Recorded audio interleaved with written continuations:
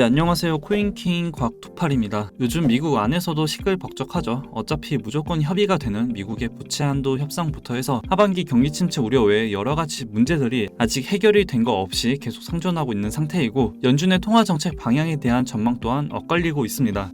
많은 분들이 이번 금리 인상으로 인해 연준이 사실상 긴축의 방향성을 마무리하고 하반기 금리 인하에 나설 것이라는 의견이 많이 나오고 있습니다. 하지만 또 다른 쪽에서는 여전히 노동시장이 견조하고 아직 물가가 연준에서 목표하고 있는 수준에 비하면 적지 않은 폭으로 이탈이 되어 있는 만큼 금리 인하는 아직 섣부른 기대일 뿐더러 금리 인상이 마무리되는지에 대한 부분도 장담하기 어렵다라는 전망도 같이 나오고 있습니다. 참 어렵죠. 자, 지금 이런 복잡하고 어려운 상태에서 오늘 밤 또 중요한 일정이 하나 있는데요. investing.com엔 파월 의장 연설이라고만 되어 있는데 정확히 어떤 일정인지 아마 모르시는 분들이 더 많지 않을까라고 생각을 합니다. 그래서 오늘 영상을 준비했습니다. 오늘 이 일정은 파월 의장 혼자 나와서 연설을 하는 그런 일정이 아니라 워싱턴 DC에서 열리는 토마스 라우바흐 리서치 컨퍼런스라는 일정이고요. 이때 벤 버냉키 전 연준 의장과 그리고 파월 의장이 패널 토론을 진행할 예정입니다.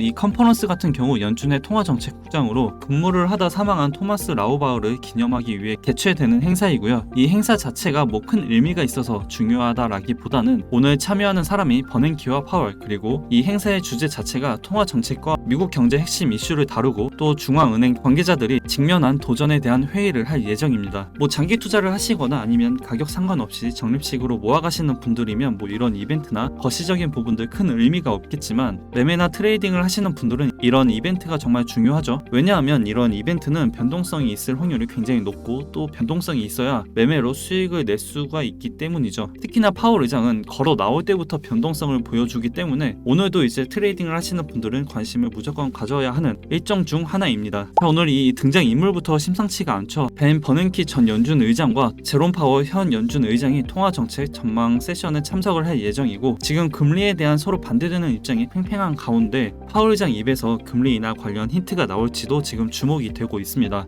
제 개인적인 생각으로 그 전과 똑같이 금리 인하 시기는 아직 이르다라는 뉘앙스의 발언과 앞으로 통화정책의 결정은 데이터를 보고 할 것이다, 이런 그동안 계속 해왔던 내용의 말을 하지 않을까 싶고요. 자, 이제 상대 토론자인 벤 버냉키는 대표적으로 양적 완화론자 중에 한 명입니다. 노벨 경제학상 수상자인 벤 버냉키 전 의장은 2008년 글로벌 금융 위기 당시 미국의 기준 금리를 제로까지 떨어뜨리고 무제한으로 돈을 푸는 양적 완화를 주도한 인물이고요. 연준 이사로 있었던 2002년 디플레이션, 즉 경기 침체를 동반한 물가 하락이 발생하면 헬리콥터로 공중에 돈을 뿌려서라도 경기를 부양하겠다라고 말을 해 헬리콥터 벤이라는 별명도 있습니다. 오늘 서로 다른 정책을 생각하고 있는 둘이서 토론을 할 만큼 중요한 말과 그리고 앞으로 연준의 방향성을 어느 정도 짐작할 수 있는 힌트를 얻을 수밖에 없을 거라고 생각을 하고요. 지금 파월 입장에선 인플레이션의 문제, 그리고 경기 침체의 문제, 그리고 아직 완전히 끝나지 않은 지역 은행들의 문제, 여러 가지 문제들이 겹쳐 있는 가운데 이번 토론에서 과연 파월 의장이 어떤 말을 하냐에 따라 다음 금리 인상, 좀 더 나아가면 앞으로의 연준의 방향성이 더 확실하게 보여질 수 있지 않나 이렇게 생각을 합니다. 사실 작년 말부터 계속 연준에선 확고하게 말을 하고 있었죠. 올해 금리 인하는 없을 거라고. 그 말이 이번에도 계속 이어질 것인지 아니면 이 토론으로 인해 파월 의장의 생각이 정말 조금이라도 그 전과 다른 걸 볼 수 있는지, 이 부분이 가장 중요한 포인트이지 않을까 싶습니다. 벤 버냉키의 말보단 지금 연준 의장으로 있는 파월의 말에 더 변동성이 크지 않을까 싶고요. 영상 초반에서도 말씀드렸던 것처럼 오늘은 묵직하게 가치 투자나 혹은 장기 투자 또는 적립식 투자를 하고 계신 분들보다는 매매, 즉 트레이딩을 하시는 분들에게 굉장히 좋은 놀이터가 되지 않을까 싶고, 파월 의장 등판하는 날이니 당연히 변동성이 오든 안 오든 이건 아무도 모르지만 그래도 좀 주의를 할 필요가 있다, 이렇게 말씀을 드리고 싶습니다.